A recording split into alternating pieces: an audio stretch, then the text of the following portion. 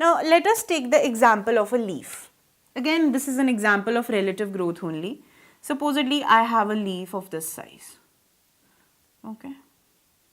This is a leaf, red leaf we can say. There are leaves which have red pigments, so you cannot say that there aren't leaves which are red. Many leaves have red pigments which are termed as chromatophores. You see the difference between both the leaves? Now the absolute growth shown by both these leaves is, again, let's talk about 7 centimeters square. The area that has been increased, the dorsiventral surface which increased in terms of area, that happens to be 7 centimeters square. Now if this leaf has increased 7 centimeters square, it has to show this much growth. Okay. Just to make you understand, pardon me my diagrammatic skills if you are having any problem in understanding, and same 7 centimeter increase I have added to this leaf as well.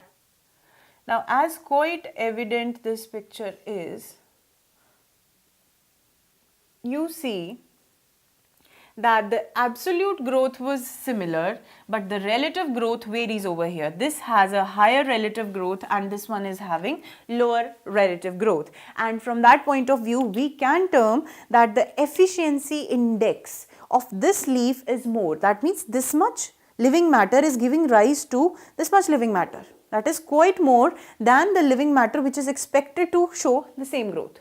Okay, so the efficiency index of this particular leaf is quite more than the efficiency index of this particular leaf, because it is already having lot of parameter that is considered, that is supposedly the leaf size. That parameter is in abundance, more abundance as compared to this one. So the relative growth outshines the relative growth of this one.